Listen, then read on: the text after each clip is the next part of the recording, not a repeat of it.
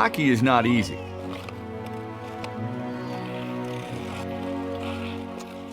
It takes a lifetime to master. Players are not made, they're born. You need the lungs of a runner and the strength of a gymnast, the balance of a skier and the hands of a shortstop. No single player can dominate a game. It is impossible to hang on to the puck for very long, and it is too exhausting to play more than a couple minutes at a stretch.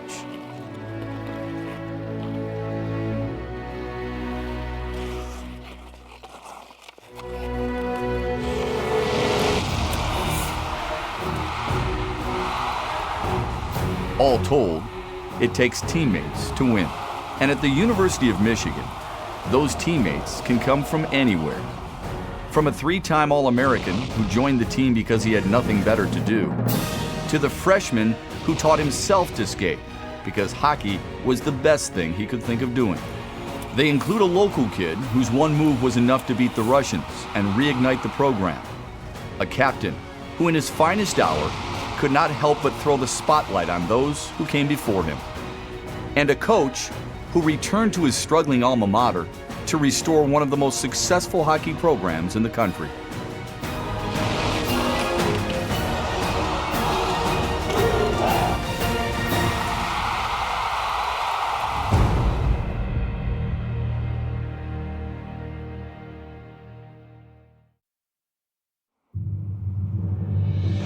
Today, Michigan's hockey program accounts for more national championships than any other program in the nation. Over 20 straight trips to the NCAA tournament, and untold sold-out games at the team's home, Yost Arena.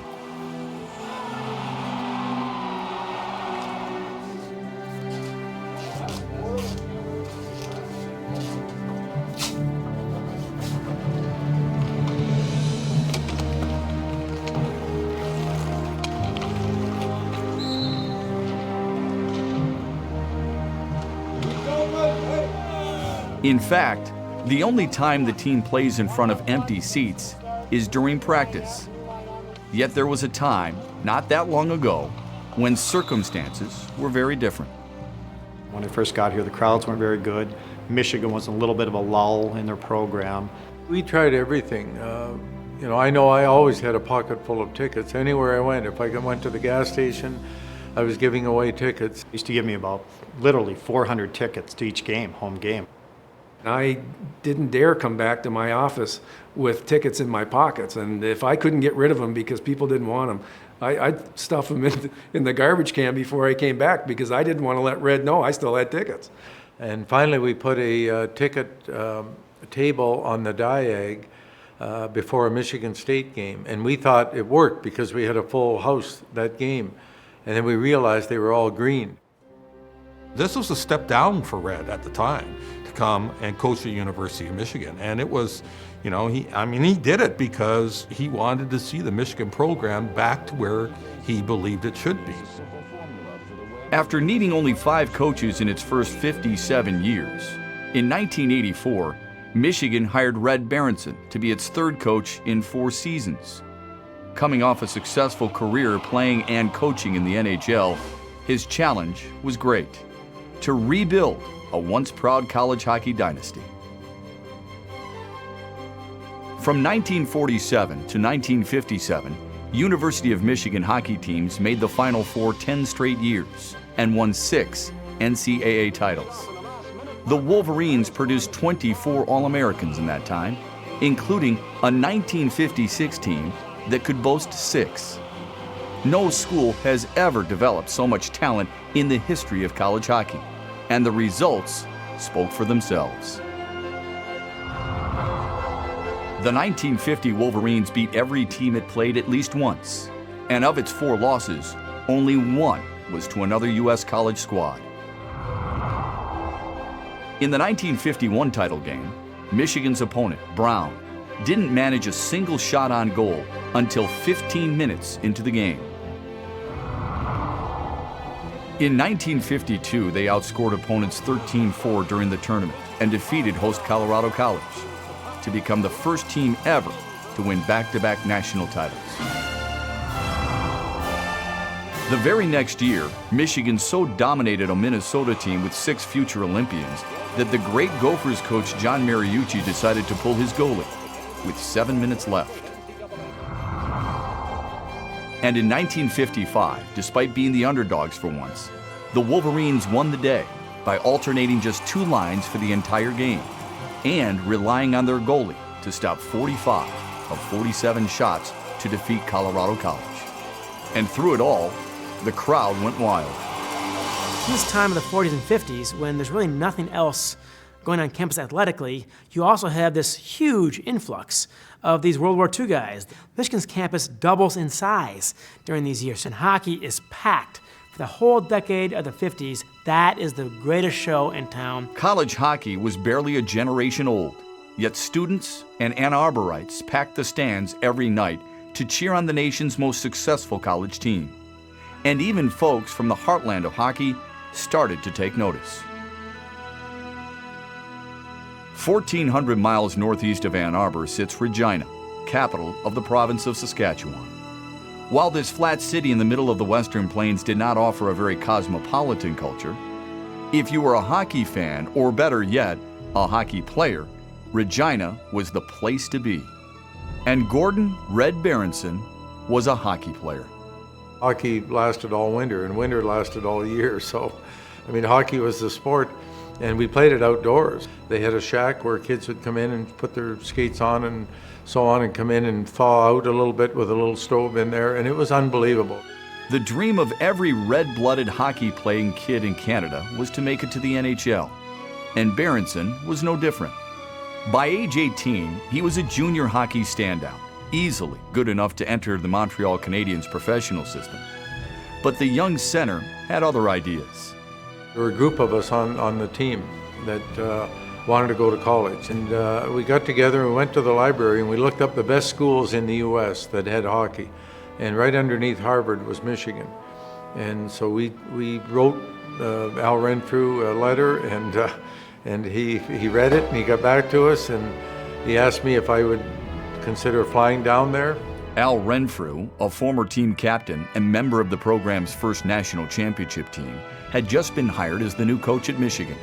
He scraped together enough money to fly the young phenom to Ann Arbor, thereby making Berenson the first hockey player ever to receive a free recruiting trip. It turned out to be money well spent. He was a great salesman for the program, and when they knew he was talking, they knew it was the gospel, so they followed in his path. So a lot of those kids came down here and played in our team, and they were all great students and great kids. Led by Berenson's example, from 1958 to 1964, 14 players from Regina flocked to Ann Arbor. While skilled, they did not have a chance to make one of the 6 teams in the NHL. The player that inspired them to come, on the other hand, was a different story. The skill speaks for itself. He was one of the great college hockey players of all time, number one, and he was probably the best in his time. Oh, he was an exceptionally good player when he first arrived here. Great skills, good speed, had a heck of a hard shot, and he had one of the best backhands that you'd find in hockey at that time. Despite his obvious skills, it was so uncommon for players to go from the U.S. college ranks to the NHL that Berenson was given a stern warning against enrolling into an American university. Well, Frank Selke was the general manager of the Montreal Canadiens, and he was like God from my viewpoint, and certainly anything he said carried a lot of weight, and he just assured me that it wouldn't work, that I would never be an NHLer, certainly never make a living playing pro hockey if I went to school, and they just had no respect for college hockey in the U.S. When Frank Selke, who's got a trophy named after him, the GM at Montreal, pitches Red, he says, if you go play college, you will never play in the NHL. And Berenson, who must have had more confidence than the average 18 or 19-year-old kid, says, fine, I'm going anyway. Berenson took to the ice for the first time in February of 1960 against Minnesota. It took all of 90 seconds before he carried the puck all the way down the ice and scored. He put it in the top corner, and Mariucci was coaching the other side of the rink. He said, it's going to be 50-0 if this keeps up. When I came to Michigan, he was a legend already. guy scores 43 goals his senior year in 30-some games. No one's ever broken that record at Michigan, even though Dave Debo tied it, Brendan Morrison tied it. Those guys played in 10, 15 more games, and all they're doing is tying his record. There was no Hobie Baker Award back then, but if there was, guaranteed he wins it his senior year. I'm pretty sure he wins it his junior year, and he could have even won it his sophomore year. Behind the talent of the Red Baron, Michigan hockey steadily improved, and in his senior year, the team finished the regular season with a 20-3 mark. Renfrew finally had his team to rival those of the previous decade's dynasty. 61-62, we were as good as anybody, and it was between us and Michigan Tech. And Michigan Tech was a powerhouse in those days, and John McGinnis, a former Michigan grad, was their coach. Experts agreed that going into the NCAA tournament, the only thing separating Michigan from a 7th national title was Michigan Tech. So much so that the semifinal matchup against Clarkson was treated as an afterthought. However, with time running down and the Golden Knights holding on to a 5-4 lead, the Wolverines were forced to think of them plenty. I can remember with about 30 seconds to go, Red had the puck in the corner, passed it out to our defenseman, Ross Morrison, and he shot the puck and it hit the goalie's skate, went from one post to the other post and stayed out. Well, when it does that, you're not going to win the game. Was it an upset? Yes. Did we play well? Yeah, but we didn't play well enough. And you've got to put your chances in. And as I keep saying, the best team doesn't always win in these one-game showdowns. You don't forget those things. You remember all the good ones and you remember all the bad ones. Because that puck should have been in the net. And the next night we played, we beat them in the consolation game 6-2, and that was Red's last game as a college player. Just minutes after scoring his school record 43rd goal in the consolation game against St. Lawrence, Red Berenson caught a ride to Boston, where he played for the Montreal Canadiens the very next night. By doing so, he became the first player to jump directly from college to the NHL. Frank Selke's warning had proven false. Like the excitement of now playing for Montreal Canadiens, and all it did was delay the pain. Here was a team that we were destined to play Michigan Tech in the championship game. It never happened, and you can't ever get that back. That was my senior year, and we never had a chance to do it again.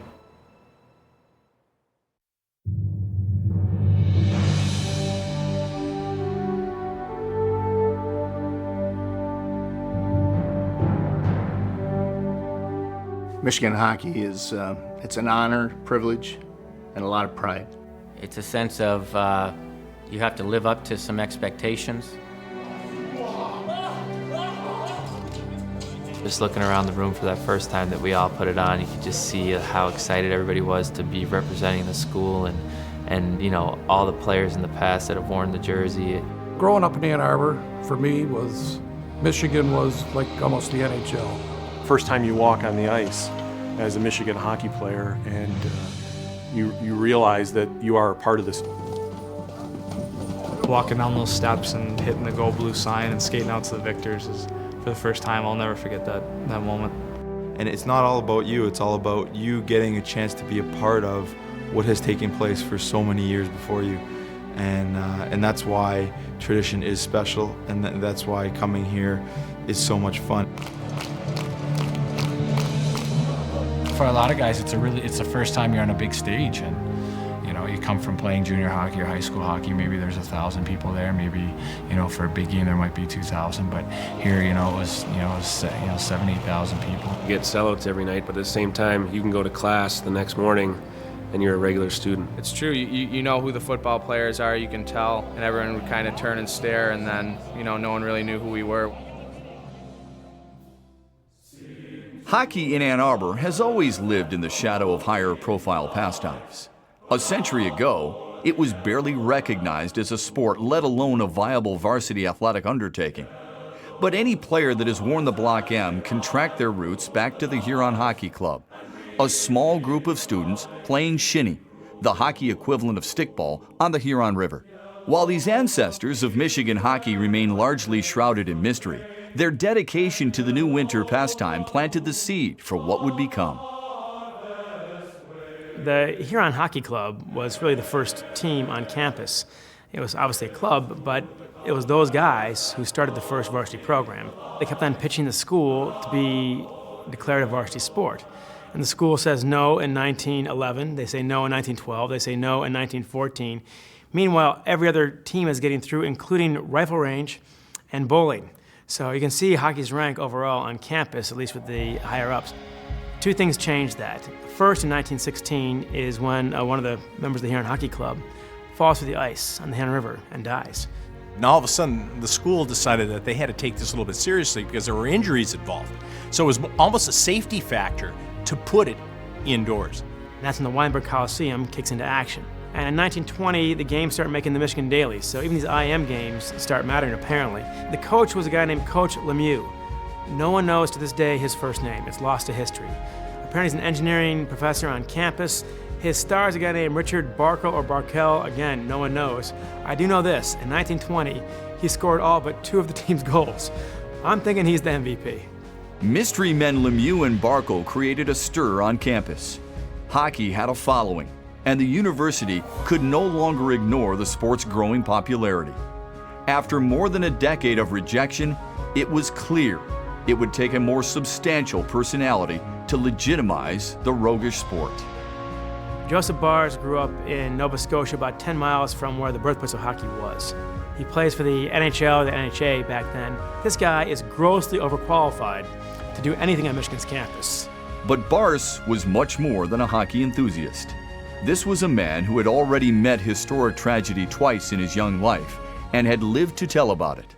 World War I, France, June 2nd, 1916. A mini shell explodes in the trenches of the Canadian Light Infantry as they defend a surge from the German army to capture the high ground at the Battle of Mont-Sorel. Bars is there. Nova Scotia, December 6th, 1917.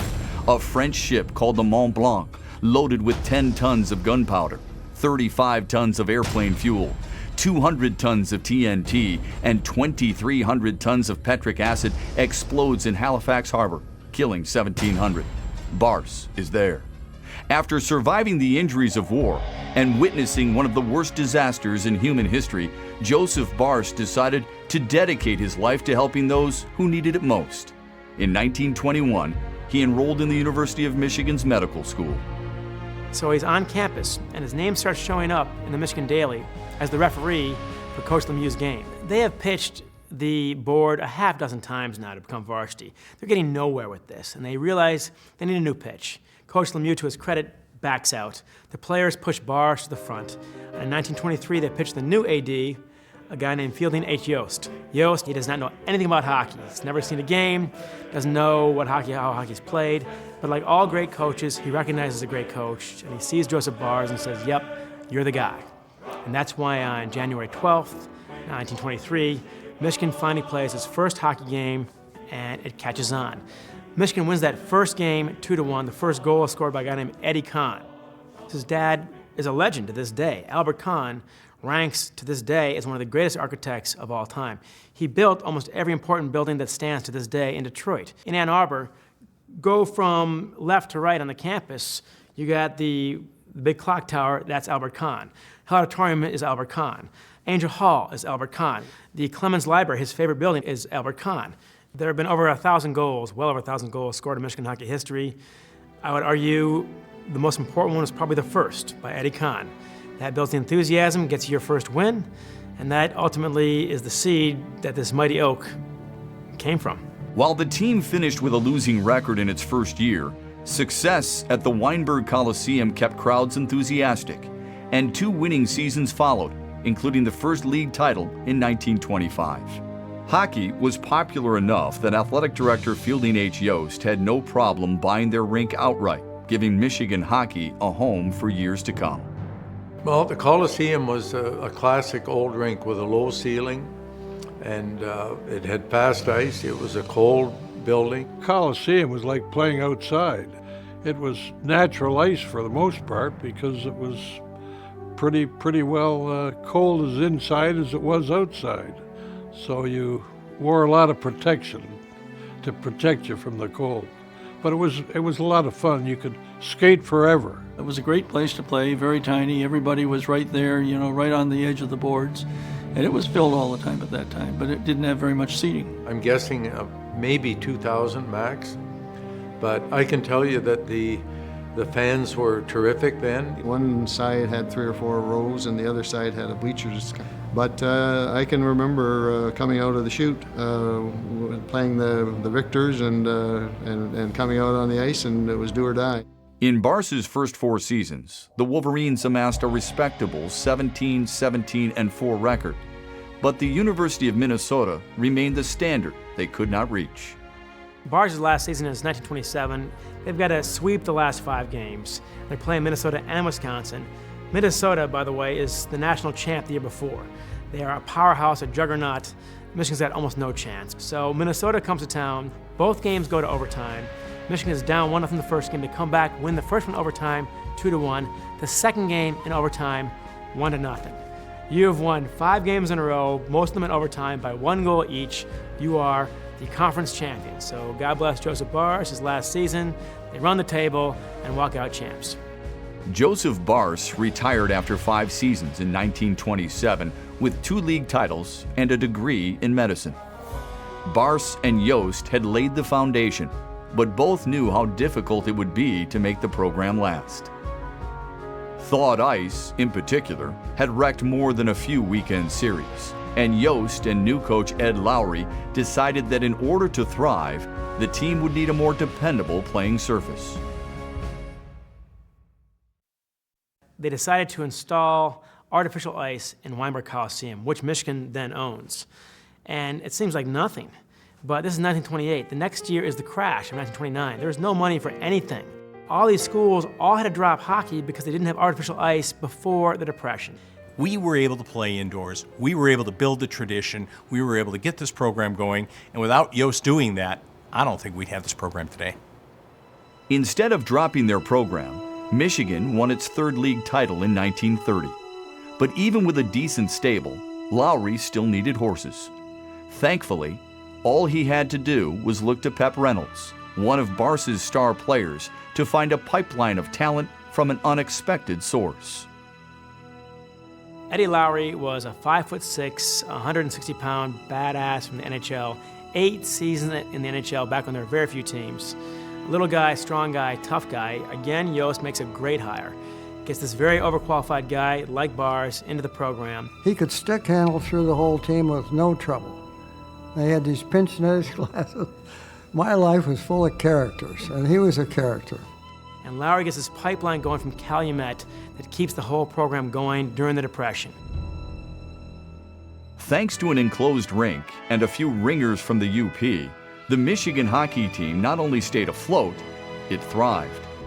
During the Depression, Lowry's teams won 5 league titles, never finishing lower than 2nd place.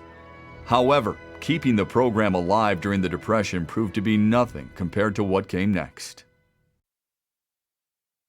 Michigan survives the Depression very well. World War II, however, is another story. World War II affected many of the hockey programs. Almost every able-bodied guy on campus was either overseas in Europe or in the Pacific Theater in various serious dangers. There are not that many teams. There are not that many schools playing it. So that, in essence, really hurt the sport. These are the 3 worst years of Michigan hockey, probably the war years. And yet, you got to give these guys a lot of credit. These guys are guys who are going to med school, going to law school, going to engineering school. You have no reason to play hockey for Michigan during World War II unless you have this incredible passion for your school and for the game. And there's no one, in my mind, who epitomizes this better than Rudy Reichert. Rudy Reichert, a surgeon, never played college hockey. He came for the education and he loved the sport. He has not played a game with referees. He's not played in a game where they keep the score. He's not played a game where anybody but the guys on the ice care even a little bit about what happens. I never played a game of hockey in my life when I came here. I never had a hockey uniform on. I didn't know where to put all this stuff. But I went out for the freshman team, which is 1,000 people practically, and I've got in a couple of fights, and which I liked to do at the time.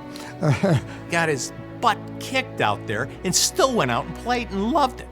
And yet, somehow, Rudy Reichert's senior year, they take on Minnesota. I can remember because I played pretty well up at Minnesota to a crowd, great big arena, a crowd of about 50 people. Gophers come in, they're 18-0-0 the year before. No one even touched them the year before. And Michigan, with this guys like Rudy Reichert, they somehow managed to clog their own slot, get a few breaks down at that end, and pull a rabbit out of a hat. And the Minnesota fans are utterly distraught. And the guys from Minnesota couldn't believe that we beat them. We should never have beat them, or we played defense. We knew we couldn't score, so our only hope was to keep them from scoring and get one. But they were madder than hell.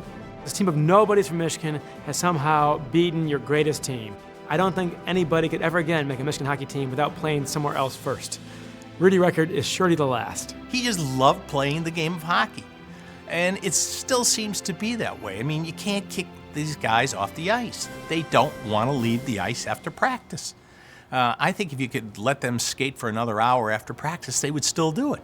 Not even the passion of players like Rudy Reichert could save a program in decline. By the time Lowry stepped down in 1944, athletic director Fritz Kreisler had to decide if he wanted to field a hockey team at all. They barely have a program at this point, and Kreisler's got to make the decision. Fritz Kreisler, who's a mammoth individual in the NCAA and everything, he takes a look around and says, I'm not going to continue this program. He used to say, either I got to have a good team or no team. It's costing you money. No one seems to care that much during this stretch. You're not very good. The obvious decision is to cut the program.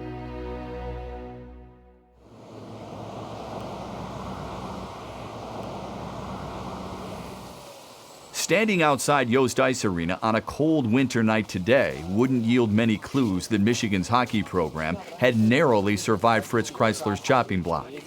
But open the heavy wooden door to the old field house and walk under the sign warning visitors to watch out for flying pucks, and you are transported into an electric experience shared with 6,000 like-minded souls.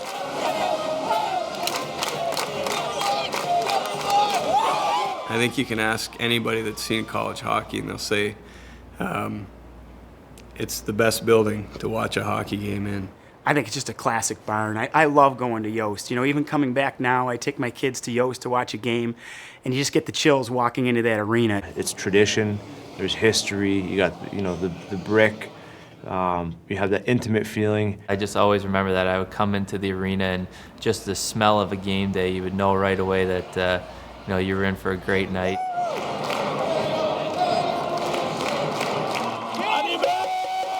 There's just nothing like the sound that echoes in Yost and the chants and the fight song. It's second to none. Our student section is far and away the best in the land. I mean, they are crazy. The chants, I don't know who comes up with this stuff. Well, I always tell people that we're always ahead. We're up 1-0 before we even start the game because of the crowds of Yost Arena. Ready? 1, 2, 3, we want goals! I think the turning point for the Michigan hockey fans was the year that we got home ice in the NCAA tournament, and we played, the visiting team was Cornell, and the Cornell team traveled well. I know a lot has been documented about the cheers that they brought with them and how we might have borrowed some of those cheers over the years, but you really saw the passion in their fans. But they were nonstop chanting and totally involved in the game, and our fans were looking at them wondering what's going on here. Once they saw the Cornell fans cheering their team on, then there was a little pushback by our fans, and that's, I think, what really started the student section being as popular as it was. Yeah, that was a turning point for our fans. You know, it was an opportunity for them to speak up and be heard, and became pretty well choreographed. It's cool after we score on the opposing goalie that you have 6,600 people yelling at one individual person, telling them it's their fault, and that just, you know, it gets to their soul. It just really angers them. And I think that's what epitomizes Michigan hockey. Everyone working together, players, fans, to just get the job done, go home with the W, and call it a day. The unnerving chants learned from the Cornell faithful ushered in a new level of fan participation at Yost. And the crowd found a ready-made partner in the pep band, a fixture at U of M games since 1971. The pep band's kind of like the conductor of the student body chants, and they really set the tone for how the game's going. You want to have something fun, something different, something original. They were wearing yellow overalls back in the 70s, man. They had funny songs. They brought the whole Bullwinkle thing on, not the regular band. It was a funky, out-of-the-way sport. You had Canadians, you had all kinds of funky dudes playing this game. It's a different kind of crowd, a different spirit to it, and the band not only captured that spirit, it amplified that spirit during those years and, again, to this day. In the 70s, Michigan home hockey games offered fans old and new a cheerily offbeat evening. The modern Michigan hockey experience had been born, culminating in a run for a national title by Coach Dan Farrell and the class of '77, the first ever recruited to play at Yost. You know, those are the days when, Mark Miller, Dave Debo, those guys were playing. They had a national prowess, and they put some good teams on the ice. Yost was just alive and jumping, and good things were going on at Michigan hockey. And finally, by '77, they're good enough to get to the NCAA finals. We put on a stretch of, I want to say, 10 straight wins at the end of the WCHA season, and 4 of those wins were in back-to-back weeks, 2 in Duluth and 2 in Minneapolis against the Gophers. That just didn't happen in those days. That took us to the Frozen Four, which happened to be in our backyard at the Olympia in Detroit that year, and so it was a great experience. Played Boston University in the first game. They were a skilled team, and we managed to get by them, and then had to play Wisconsin. We were down 5-2, and we had just tremendous offensive players. And so even though we're down 5-2, it's like, we weren't confident in the locker room, but we knew that we could score a few goals. It was in the third period. They came down the wing and let one fly, and I caught the low glove on Beretta, and that made it 5-3, and maybe got a little bit of a spark going for us.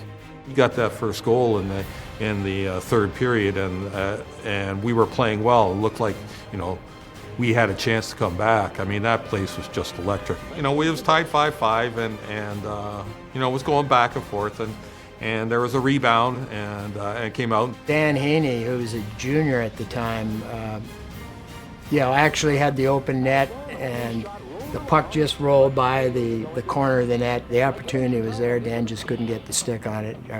We would have won in the last couple of minutes instead of losing in the first couple of minutes of overtime. But it was a great game, capacity crowd, and a lot of people said it was the greatest college championship game ever played. Michigan would not come so close to an NCAA title again for almost 2 decades. And when Dan Farrell decided to leave coaching in 1980, the program entered one of its worst slides in history. By 1984, Don Canham was already hunting for his 3rd coach in 4 seasons. He needed someone who could rebuild the program and return it to greatness. Luckily, Canham knew his history and how Fritz Chrysler had solved a similar problem by hiring a young Michigan man 40 years earlier. Vic Heyliger was from Massachusetts. He had some of the Kennedy charisma to him, the good looks and the fast talking and all that good stuff. And if it wasn't for Vic Heyliger, Michigan doesn't have a hockey program. It's almost gone again. Vic saves the program. And he very quickly drew the right guys to him and got what had been a very dormant program not only exciting to the guys playing it, but also exciting on campus as well. It went from almost no attendance to a packed house within just a couple years. Vic Heyliger enrolled in the University of Michigan at 15 and set a school record of 116 career goals.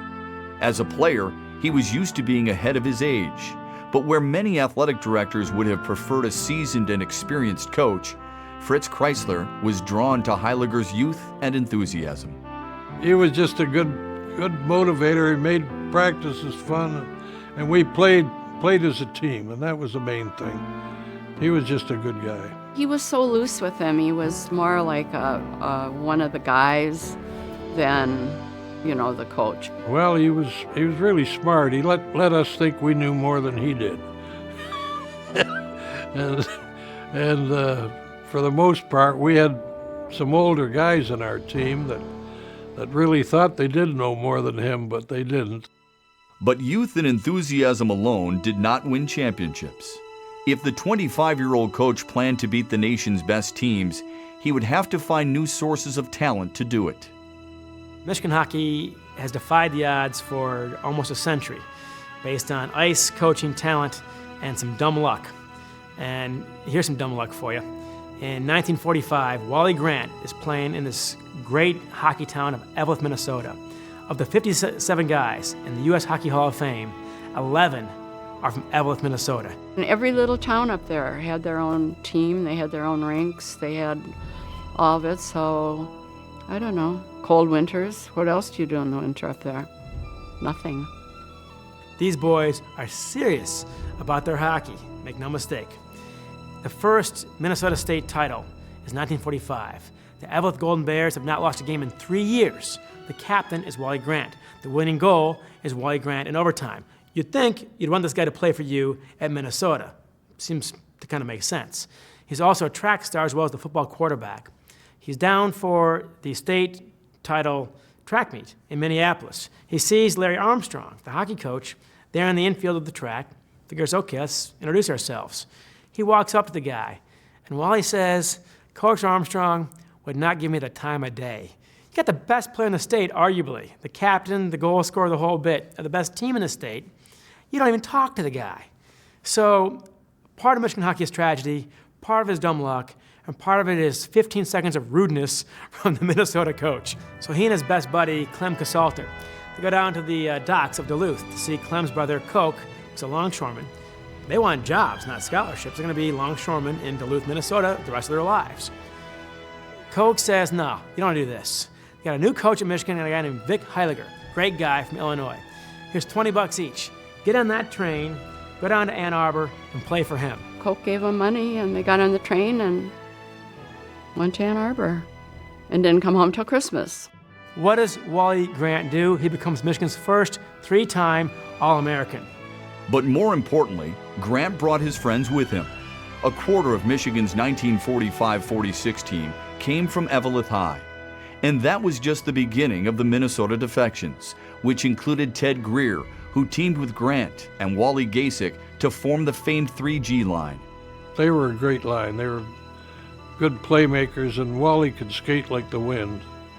He was effortless when he was out there skating. It was just probably the chemistry. And they scored a lot of goals. They had a lot of fun. All Americans, by the way, all from Minnesota. 3 of them form this one line, which is probably the greatest line Michigan has ever put together, which would be saying a hell of a lot.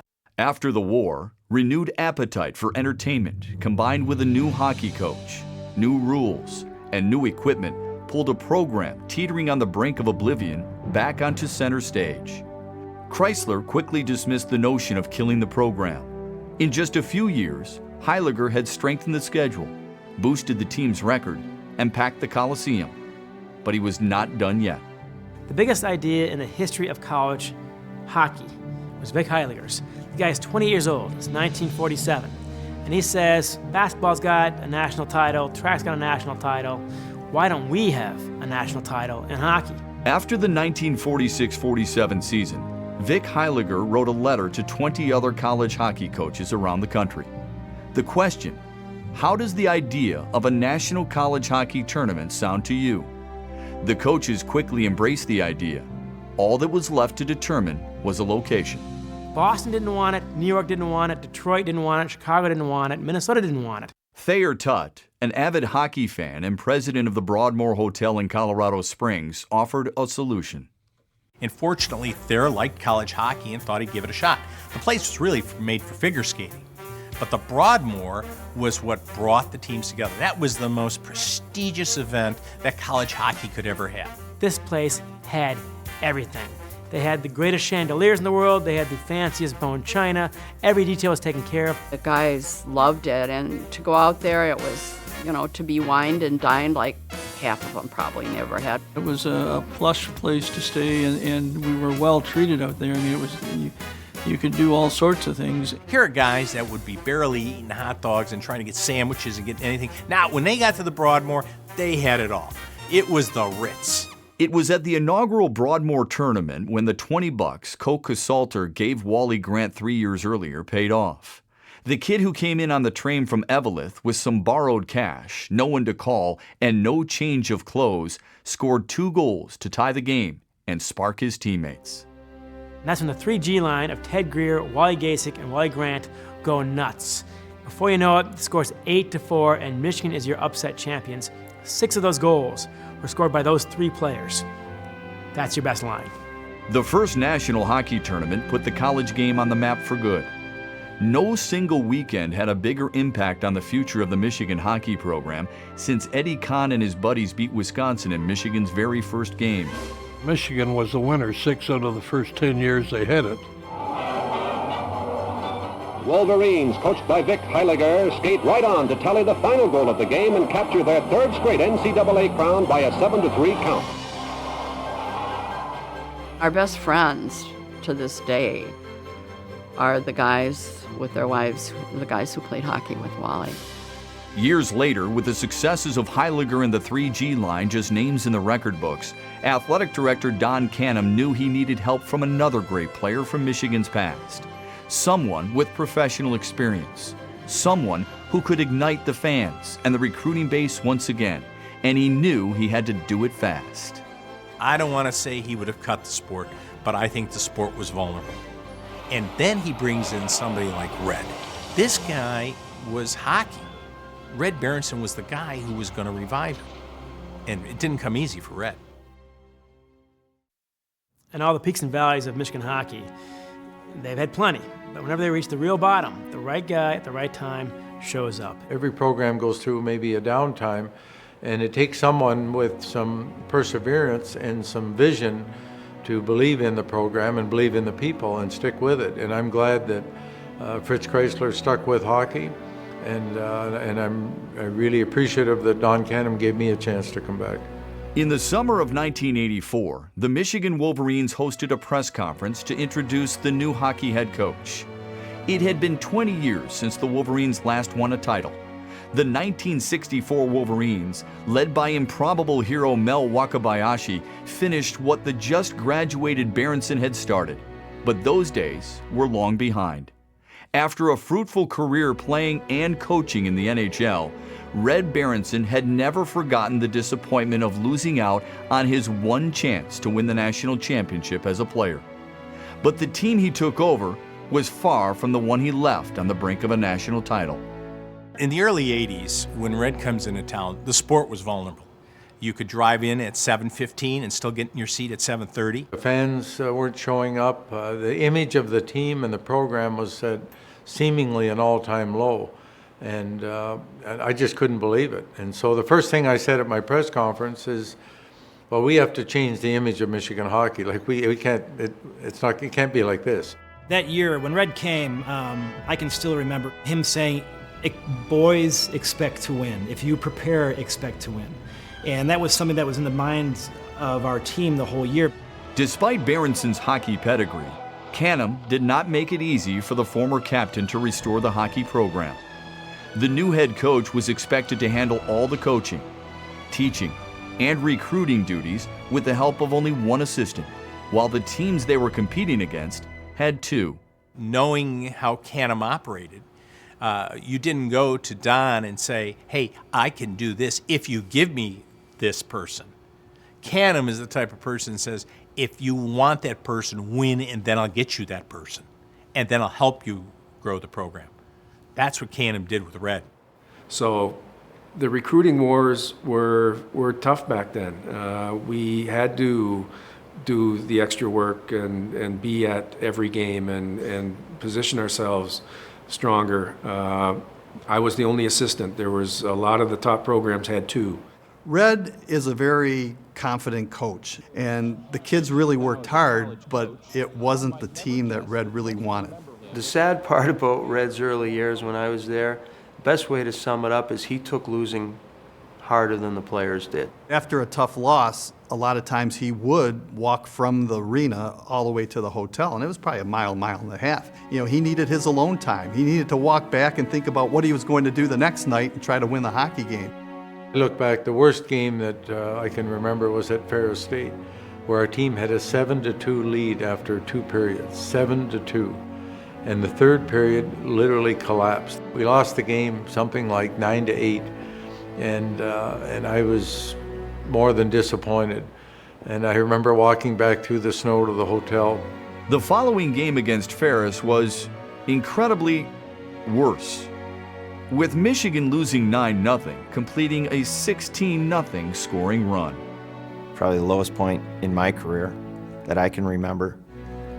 There's not a lot of losses that I can remember, but that weekend certainly I'll never forget. You cannot spin this. This is horrible, horrible hockey. You could argue the worst hockey ever played at Michigan was that 5-period stretch. And it was humiliating, and from a stepping stone, building up confidence kind of a season, all of a sudden the wind was knocked out of us, and we lost so much confidence after that second game, after both those games. And to make matters worse, you're playing 3 games in 3 nights. Sunday afternoon, they're playing this Russian team, Spartak. And I remember thinking to myself, if we can't beat Ferris State, how are we going to beat one of the best teams in the world? It's basically the JV from the Red Army team that beat everybody everywhere for a decade. And the Russian team had demolished Minnesota and Wisconsin, who were much better than we were, and they were waiting for us. And I was so mad at the team, I wouldn't have blamed them if nobody showed up at the rink. In town for this game is a guy named Miles O'Connor. He's the one recruit everyone wants, a serious student, the best player out of Western Canada that's got a shot at playing college. Harvard wants him, Minnesota wants him, Wisconsin wants him. Everyone's begging for this guy. With O'Connor and a full house at Yost looking on, the Russians arrived. And based on the 2 previous nights' losses, anything even close to victory would take a miracle. They were toying with us in the very beginning. But we got, step by step, we started, believing more and more, and we were creating scoring opportunities and goal chances. And I remember one of the highlights of my career was assisting on the game-tying goal. I believe it was 4-4. Michigan carried that improbable 4-4 tie into the final minutes of the game, much to the Russian team's surprise. It's ridiculous. Spartak probably can't believe this is happening. The puck chips out to center ice. Young Joe Lockwood, not from Moscow, not gonna play in the Olympics, no. He's from Milford, Michigan. Corn-fed boy, freshman. The puck chips out, Joey's got it. I just grabbed the puck, skated up the ice with somewhere in the neighborhood of 30 seconds left in the game. I had one move, and I was gonna use it. But the guys on the bench, they all knew. It was, they were just thinking top shelf. It just seemed like everything went into slow motion, that the sound shut down. It was an opportunity. It was a moment. Faked him one side and fired it right into the top corner. The place erupts. That is one of the 4 or 5 loudest crowds ever at Michigan. They said you could not hear yourself for 3 minutes. Miles O'Connor sees all this. You could see things happening in the program, so it was exciting. It really was exciting. And if Miles ever would have saw us the night before or the night before that, I don't think he ever would have come to Michigan. But he saw us beat the Russians, and he saw a mini glimpse of what the atmosphere could be at Yost. That is, maybe the most important goal or the most important win that Michigan hockey has had in January. It wasn't March or April when the playoffs or the NCAA tournament is. This was January. But from a recruiting perspective and an opportunity to start building the program, it was key. And that was, I thought, a real turning point for our program. Boosted by the reappearance of blue-chip talent in maize and blue, Michigan teams steadily improved throughout the rest of the 1980s, slowly edging up the conference ladder, led by players like Brad Jones and Jeff Norton. In 1988, Todd Brost captained Michigan to the first of 9 straight GLI championships. And in 1989, one-time lone recruit Miles O'Connor became the first All-American of the Berenson era. By the time the 80s gave way to the 90s, the most exciting atmosphere in college hockey cheered on names like Roberts, Moose, Stone, Felsner, and Harlock as the Wolverines once again became a yearly fixture in the national tournament. Even more names led the team deeper and deeper into the tournament. Wiseman, Willis, Halko, Knuble, and Shields.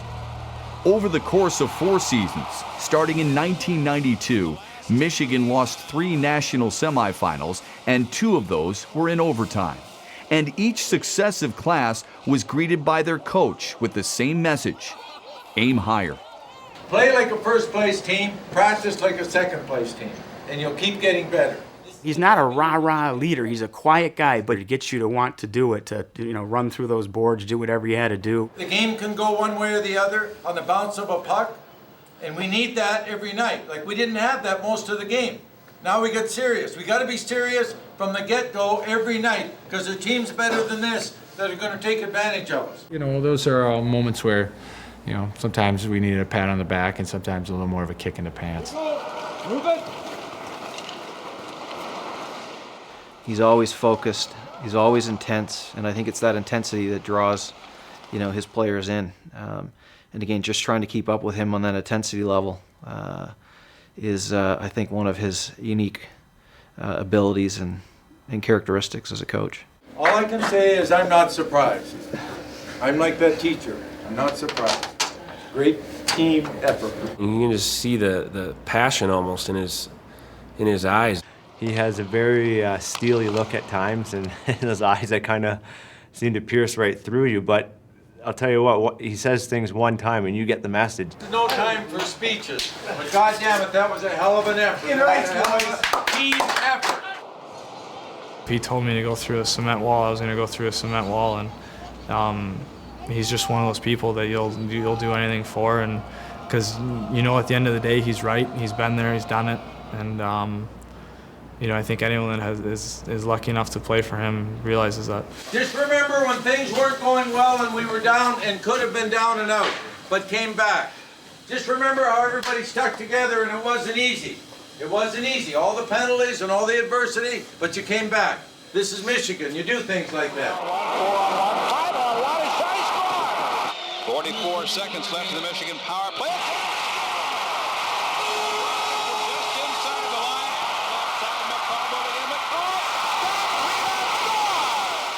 By the end of the 1994-95 season, Red Berenson and his staff had restored the talent, character, and chemistry of Michigan hockey. There was only one thing left to do. It took double overtime losses. It took a triple overtime loss. I mean, it took pain. It took suffering, and the experience of going through big time hockey. And so '96 was our time of we've been there, we've done it, we've suffered, and it's our time. By the time we got there in '96, I think the team was experienced. We've been there, we've done that, and now it's time to finish the job.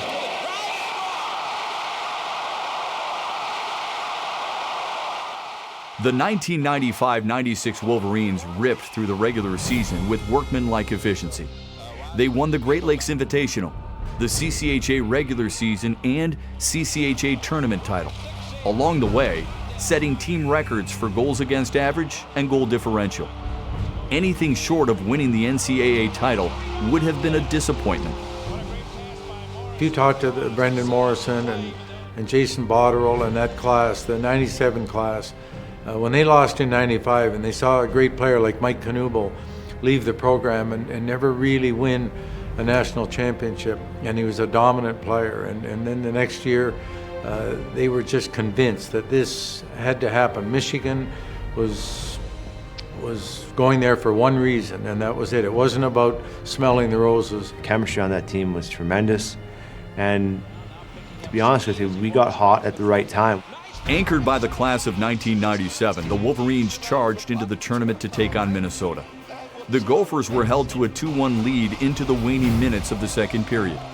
With just 20 seconds left, Wolverine Mike Legg found himself alone behind the opposing net. If a miracle was a prerequisite to winning an NCAA title, this was a good time for one.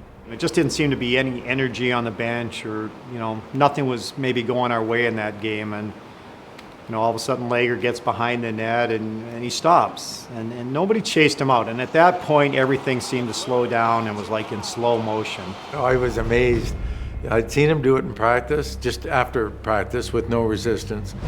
And yet when he pulled that off in the game, like I knew it was coming when I saw what he was doing, and I couldn't believe he could do it. Everybody's so excited and whatnot. Then you pause and think, did he really just do that? You know, to pull that off in such a huge game was, I mean, that gave us that boost to go on and win that game. When he pulled that goal off, after that it was all Michigan. Energized by Legg's goal, Michigan advanced to face Colorado College in the finals. Both teams knew they would have to beat their toughest opponent. At the end of regulation, they found themselves in a tie. It was an unfortunate omen. Since 1977, overtime was the place Michigan hockey hopes went to die. Remember in overtime, they came down and had a couple glorious chances, and then we went down, and sure enough, it's another one of those memories that it sort of plays slowly in your mind when you recreate it. We got a turnover. I think Stephen Halko kept the puck in.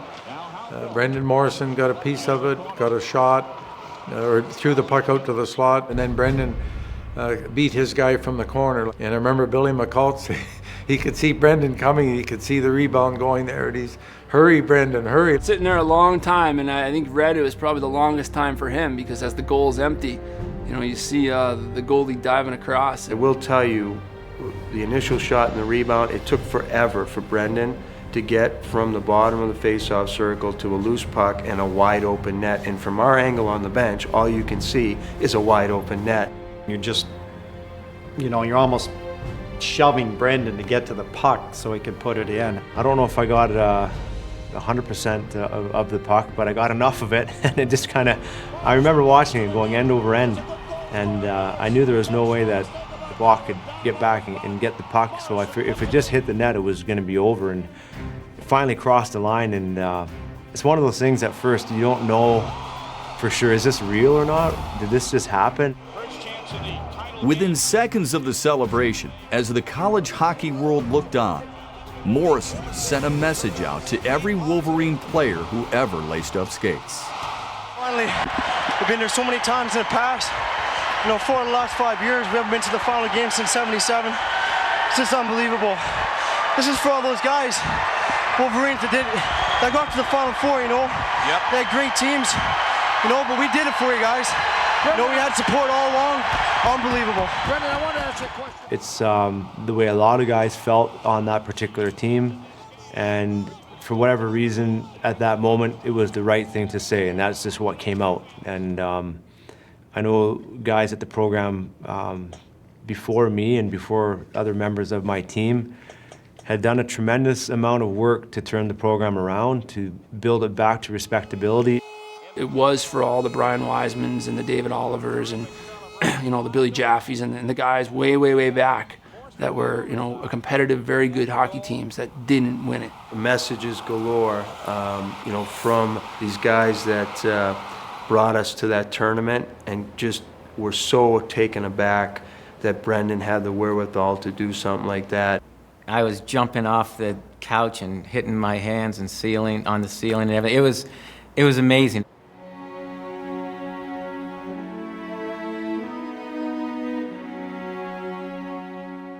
When they accomplish those things, you feel it like you've accomplished it. You know, you were part of it. You helped build whatever is here today. The guys before me built it for me, and then my guys and those after have built it for the guys today.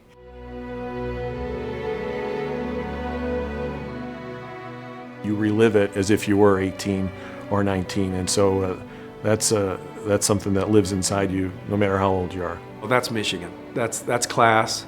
That you know, that's a respect of the tradition and the people before him that helped build, you know, the platform that's allowed him to have the stage that he had that day. Oh, I was a national champion.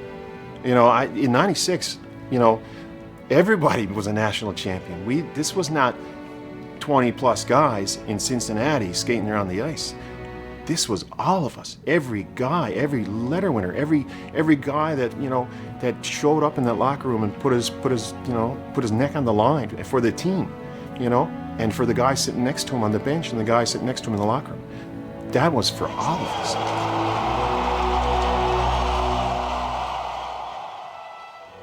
That was a great goal for me, for the program, for the coaches, our staff, our fans, our school. I mean, everybody that followed and supported this program through thick and thin. It was just it was a great moment for Michigan.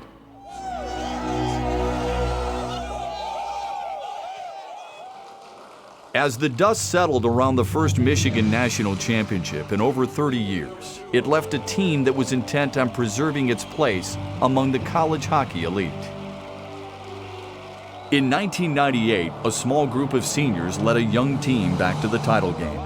In front of Marty Turco, one of the best goalies in college history, an upstart Michigan team beat North Dakota and went on to win a second national championship in 3 seasons.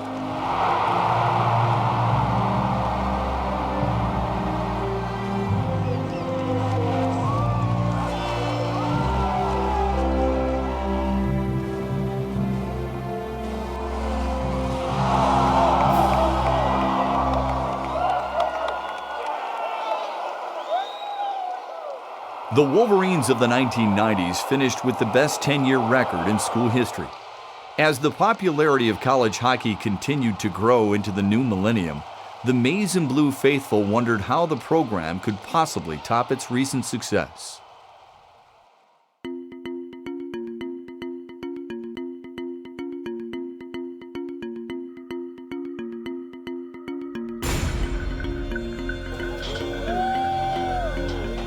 I've never been involved in a hockey spectacle Let's go blue! Let's go blue! as perfect or as outstanding or as just about outrageous.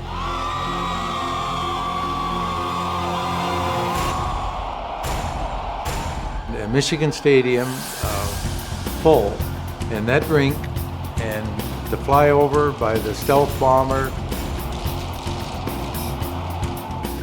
the fireworks, playing our biggest rival, a shutout by Sean Hunwick. Whites and fires in a save by Hunwick.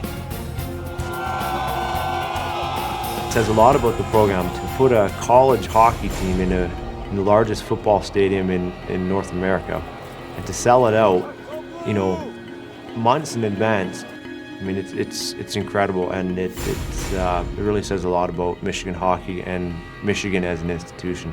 100,000 plus packed in to become one of the best events I have ever been a part of. That was a magical moment. From the weather, to the way the game was played, to the fireworks, to everything that happened.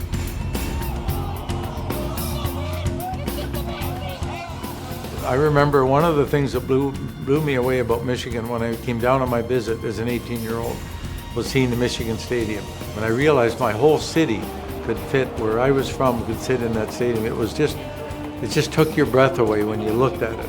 And then to think, from 1958 and then 2010, we would have a game in there with over 110,000 people was unbelievable. So to pull that off, it just shows you about Michigan. Michigan is special.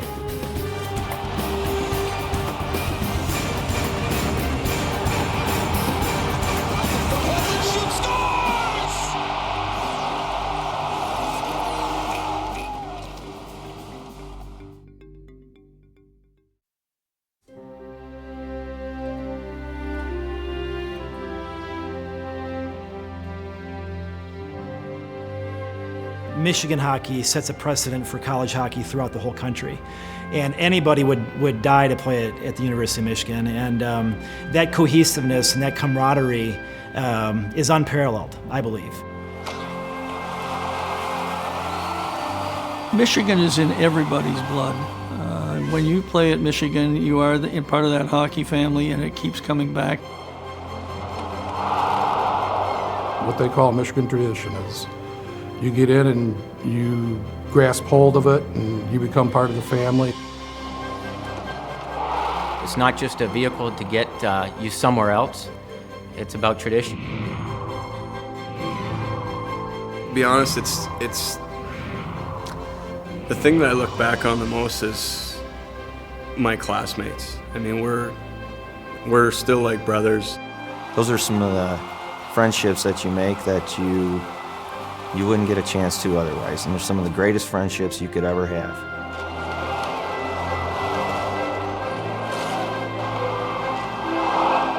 You know, it's one of those things that you still have that special relationship with those players that you played with.